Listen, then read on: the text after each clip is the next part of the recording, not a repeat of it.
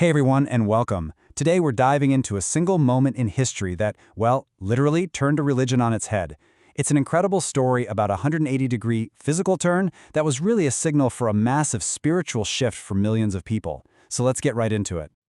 Okay, so I want you to imagine this. You're in the middle of prayer with your entire community. It's this quiet, focused, sacred moment. You're facing one direction, just like you have for more than a year.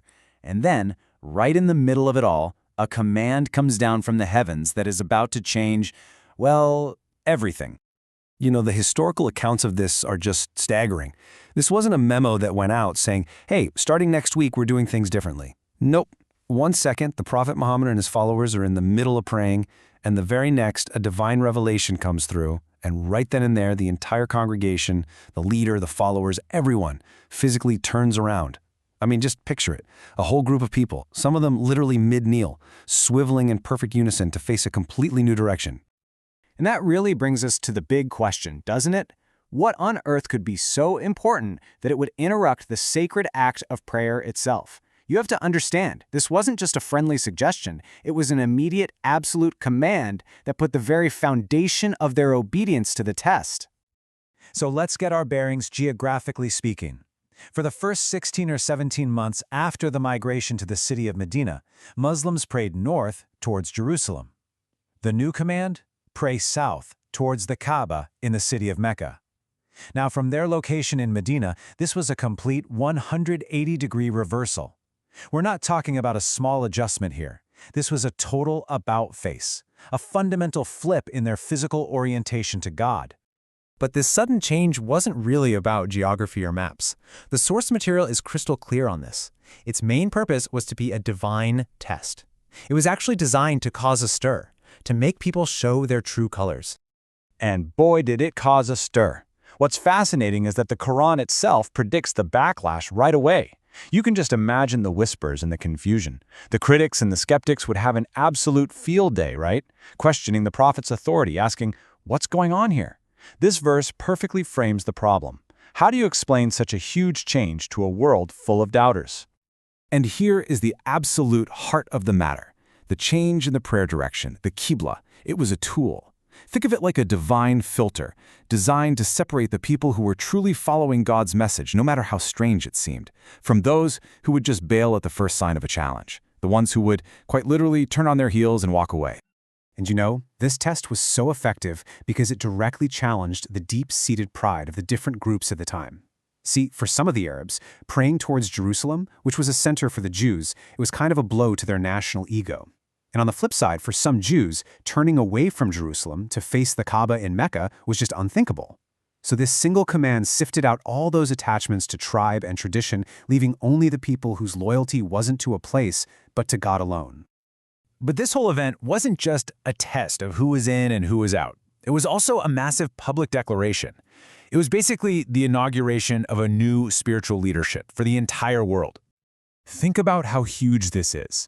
By turning away from Jerusalem and towards the Kaaba, the Muslim community was being symbolically and spiritually appointed as the new center of guidance for humanity. It was the formal end of one era of spiritual leadership and the beginning of a brand new global one. The Quran actually gives this new community a very specific title, Ummah Wasath, which translates to the community of the middle way. And this isn't just a cool name, it's basically a job description. It means a community that is justly balanced, fair, moderate, and centered. A group of people who are meant to be a model of justice and equity for all other nations to see. And with that title came a really heavy responsibility. The mission for this middle way community was basically threefold. First, to share the divine message they had received with the world.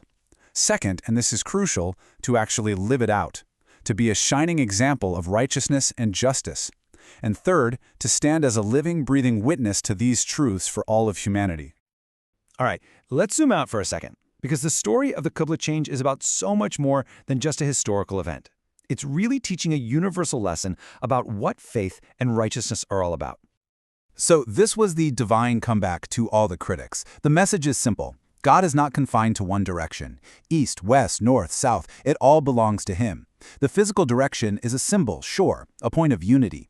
But the real goal is to be on the straight way, the path of true guidance. The direction you face is just the means. It's not the end itself. So ultimately, if you're just getting bogged down in arguments about which way to face, you're kind of missing the whole point.